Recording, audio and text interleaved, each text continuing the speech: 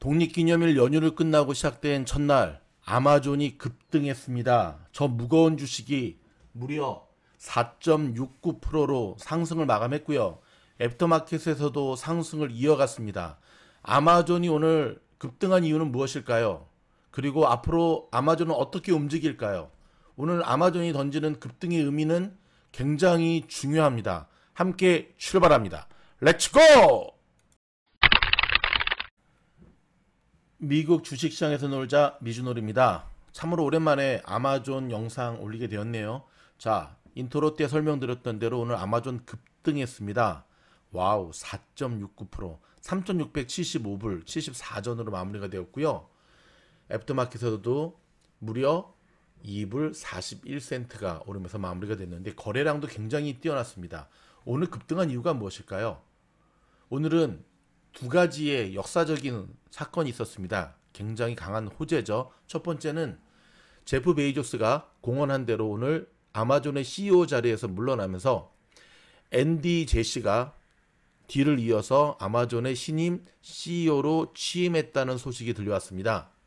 자, 새로운 CEO, 이 제시, 앤디 제시에 대한 기대감으로 아마존 주가가 이렇게 오른 건데요. 그것만으로 설명하기에는 오늘 급등세의 설명이 좀 부족하죠. 또 한 가지가 있었습니다. 바로 JEDI와 JWCC에 대한 이야기인데요. 이게 무슨 말이냐면 몇 년 전에 아마존과 이 마이크로소프트사 간의 전쟁이 있었습니다. 즉 미국의 국방부가 클라우드 프로젝트, 즉 일명 JEDI를 취소하고 대신 새로운 프로젝트인 JWCC의 사업자를 새로 선정하겠다고 발표를 했습니다. 오늘 말입니다. 이게 아마존의 가장 큰 호재로 새로운 CEO와 함께 작용을 한 건데요. 자, JEDI는 지난 5년 동안 100억 달러 규모의 국방부 프로젝트였습니다. 당초에 아마존이 수혜주가 될 것으로 유력했거든요. 근데 여러분 기억하십니까? 전 도널드 트럼프 대통령은 아마존을 정말 싫어했습니다. 대놓고 깠죠. 그래서 도널드 트럼프 전 대통령이 아마존이 이 JDI 수주가 못하도록 계속해서 태클을 걸었습니다. 그래서 2019년에 2년 전에 마이크로소프트가 수주하는 일이 벌어지기 시작했고요. 아마존이 격분했죠. 아무리 대통령이라도 이럴 수 있나. 그래가지고 이 사업 진행을 중단해달라고, 즉 마이크로소프트의 수주를 중단해달라고 연방법원에 소장을 냈었거든요. 근데 법원이 이거를 받아들여진 겁니다. 그래서 오늘 국방부가 이런 조처를 취하게 된 것이고 이게 아마존의 주가 급등으로 이어졌던 겁니다. 자, 아시겠죠? 자, 차트 분석은 제가 좀 이따가 언급해 드리겠고요. 자, 베이조스의 뒤를 이어 새로운 CEO가 되고 있는 앤디 제시에 대해서 한번 잠깐 알아볼까요? 아유, 호남형입니다.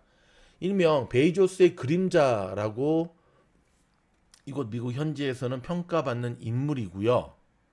일단은 마냥 지금 분위기가 좋은 것만은 아닙니다. 지금 아마존이 직면해 있는 반독점 규제를 어떻게 넘어서느냐, 그리고 뭐 창립자이면서 지금까지 아마존을 엄청 키워왔던 베이조스를 능가하는 새로운 리더십을 어떻게 보여주느냐에 대한 큰 두 가지의 숙제가 이 신임 CEO 제시에게 남겨져 있는데요.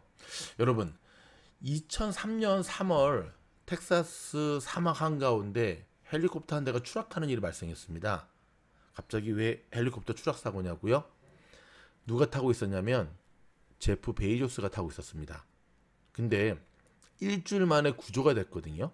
사진 보이시죠?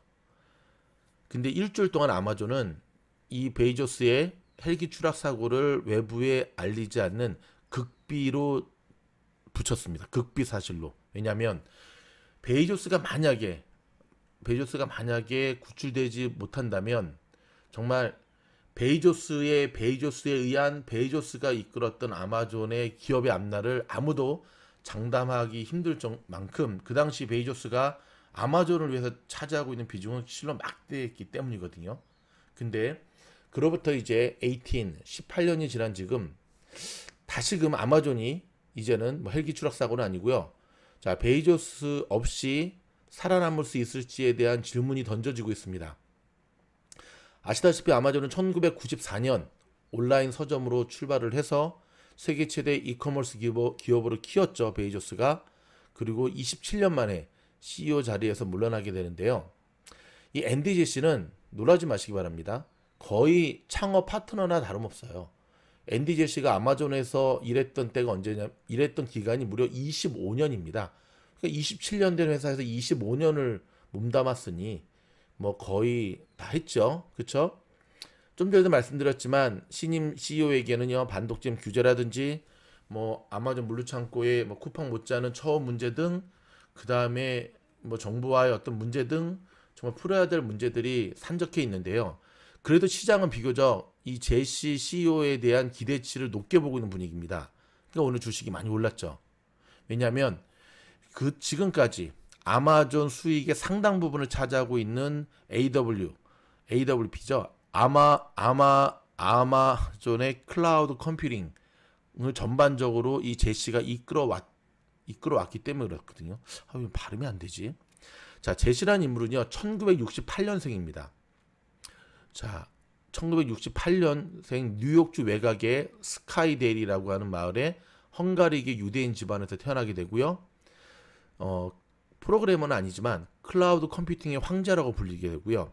하버드 대학을 우등으로 졸업하고요. MBA 과정을 마치고요. 거의 뭐 엘리트 코스를 다 밟았죠. 1997년에 아마존에 입사하게 되고요. 그 당시에 입사하면서 맡았던 부서가 마케팅 매니저였고요. 하지만 2003년에 클라우드 프로그램의 필요성을 강조하면서 AWS죠. 아마존 웹 서비스를 내놓게 되면서 지난해 AWS는 아마존 전체 영업의 이익의 절반 이상을 차지하는 주요 사업으로 자리매김했습니다. 저희 미주노래 아마존 시리즈 영상 검색해 보시면 나오는데 거기서 이 AWS가 얼마나 중요한 부분인가를 다시금 저희가 다뤘습니다. 한번 참고하시면 되고요. 2012년 아마존은요, 미국 정보국 CIA 시스템 계약 경쟁에서 IBM을 이기고 사업을 따내면서 클라우드 산업의 선두주자로 떠오르게 됩니다. 이때 1등 공신을 한 게 바로 이번에 CEO로 된 제시의 모습이었죠. 여러분, 제시와 베이조스가 어떻게 만났는지 혹시 아십니까? 그 일화는 되게 유명하죠. 1997년에 아마존 직원들이 부사장 차고에서 빗자루로 하키를 본딴 게임을 하고 있었습니다. 이때 신입사원 제시가 카약노로 베이조스의 머리를 실수로 때렸다고 합니다. 그 카약 노 있지 않습니까? 저희 집에도 있는데. 하지만 이후 제시는 25년간 베이조스를 바로 옆에서 보필을 했고요. 주요 미팅이라든지 해외 출장을 다닐 때마다 늘 함께 했습니다. 그래서 베이조스의 그림자라는 닉네임을 갖게 되거든요. 베이조스의 기술적 조언을 하는 기술 보좌관이자 비서실장 역할도 도맡아 한 것으로 알려져 있습니다. 자, 제시의 경영 스타일은 베이조스와는 좀 다릅니다. 예를 들어 베이조스는 마음에 들지 않은 부하 직원의 보고에는요, 거의 뭐 직설적입니다. 거의 깡패죠. 뭐 일론도 비슷하지만 대부분 창업주들이 그런 것 같아요. 그렇죠? 하지만 제시는요, 굉장히 부드럽다고 합니다. 그리고 논리적으로 잘못된 부분을 딱딱딱딱 짚는 베이조스와는 전혀 다른, 베이조스 약간 터프가이라고 한다면 우리 제시 같은 경우는 버러가이죠. 부드러운. 또 베이조스가 프로젝트 진행을 멀리서 지켜보는 스타일인 반면에 제시는 직접 뛰어들어서 세부 사항까지 꼼꼼하게 지시하는 것으로 유명합니다. 실리콘밸리 자문회사인 컨스텔리베이션 설립자 레이 왕은요, 제시는 아이디어를 사람들로부터 끌어내는 일을 참 잘한다. 늘 세부 사항까지 파고들어 새로운 비즈니스 모델을 만들어낸다 라고 하는 평가를 주었습니다. 자, 제시는 베이조스와 그의 전부인 맥킨지 스캇에 이어 아마존의 세 번째 대주주고요. 새로 취임하면서 주식 6만 1000주를 받기로 해 자산 4억 4천만 달러에 2억 1,400만 달러어치의 주식이 추가되었습니다. 즉 이런 억만장자임에도 불구하고 제시는 참으로 검소하기로 알려졌고요. 개인 제트기를 이용하라는 제안에 돈 낭비라면서 제안했고요. 거절했고요. 난 할 텐데. 여전히 구형 지프 차를 타고 다닌다고 하고요. 뭐 1997년 패션 디자이너와 결혼해 두 아이를 두고 있는데 뭐 하키강이랍니다. 예, 그래서 실제 내년 시즌에 이 아무튼 정말 정말 학기강이라 합니다. 이민자라든지 성소수자 권리를 되게 옹호하고요. 그 다음에 인종차별에 철저히 반대하는 목소리를 내고 있는데, 자, 아마존이 여러분 코로나의 수혜를 입어서 작년에 정말 매출이 많이 올랐잖아요. 하지만 못지않게 애플, 구글, 마소 등과 함께 IT 공룡 기업의 지금 정부의 반독점 규제에 지금 직면한 상태인데, 이 문제를 어떻게 풀어갈 것이냐가 사실 제시의 리더십을 판가름하게 될 것으로 보여집니다. 그럼에도 불구하고 시장은 생뚱맞은 CEO가 낙하산으로 내려왔다면 정말 걱정할 텐데, 거의 공백이 생기지 않을 만큼 창업 파트너와 다를 바 없는 25년 동안의 동고동락을 지켜오면서 또 못지않게 충분히 준비된 두 번째 CEO였다라는 평가가 내세워지면서 오늘 이 호재와 함께 오늘 급등하는 경사로 차지가 됐었습니다. 여러분, 아마존의 주가가 오늘부로 3,675불인데요. 작년 거의 1년이죠. 1년 가까이 끌어왔던 마해 저항선 3,500불대를 드디어 뛰어넘는 역사적인 날입니다. 아마존의 입장에서 본다면요. 이번에 아마존 프라임데이가 결코 실적이 좋지 않아가지고 공식적인 실적 발표를 하지 않는다고 할 만큼 조금 암울한 분위기였는데, 아마존 역시 아마존답습니다. 3,675불 거래량도 굉장히 좋고요. 그럼에도 불구하고 여러분, 내일 모레 계속 따라 들어가시는 것은 자제하시는 게 좋습니다.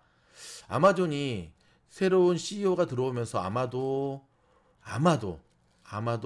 뭐 당장은 아니더라도 이제는 스플릿에 또 승부수를 띄울 수도 있을 것 같다는 생각이 드네요. 왜냐하면 새로운 CEO에게 뭔가 힘을 실어주는 뭔가 이 모멘텀과 호재가 필요하거든요. 그쯤 됐을 때 아마존 한 번 더 날아가지 않을까 싶은데요. 자, 빅테크주의 오늘 움직임, 이따 장분석 영상 때 제가 다시 한번 달아드리겠지만, 아마존이 왜 오늘 급등했는지, 그리고 우리가 정말 돈을 많이 벌면 벌수록 아마존과 같은 좋은 주식, 성장 가능성이 있는 주식, 넘치는 주식이죠. 아마존 같은 주식만 투자를 하면 손해볼 일 없을 텐데, 그쵸? 언젠가는 아마존으로 단타 치는 그날이 올 수 있을 만큼 저와 여러분이 큰 부자가 될 수 있기를 미준호는 응원해 보도록 하겠습니다. 변함없이 화이팅입니다. 이어지는 장분석 영상 많은 애청 바랍니다. 감사합니다. 한국에서 대박난 상품 서울 시스터즈의 김치 시즈닝 소개해드립니다. 일본 제품 시치미를 누르고요. 정말 해외에서부터 먼저 인정받은 제품인데요. 모든 음식에 뿌려 드시면 정말 맛있습니다. 캠핑 가실 때나 주문한 양념통닭, 아니 일반 통닭이겠죠. 그냥 지금까지는 소금, 후추, 고춧가루, 여러분 이제는 더 이상 가지고 다닐 필요 없이요. 이 제품 하나면 삼겹살에 뿌려 드셔도 좋고요. 튀김에 뿌려 드셔도 좋고요. 모든 음식에 정말 확실한 맛, 설렁탕, 곰탕 다 됩니다. 맛은 아주 매콤하고 맛있고 감칠맛 나는데요. 김치를 썰어가지고 만든 게 아니라 김치에 들어가는 성분들을 연구해서 만든 시즈닝인데요. 정말 맛있습니다. 맛만 좋은 것이 아니라 건강도 잡았습니다. 김치 유산균 180억 마리가 들어가 있다고 하고요. 식물성 유산균인 락토바실러스 파라카제이, 그 다음에 비염이라든지 유방암 억제, 비만 예방, 면역력 증진에도 탁월한 효능을 발휘한다고 합니다. 여러분, 이 제품 주문 즉시 바로 받아보실 수 있도록 준비되었습니다.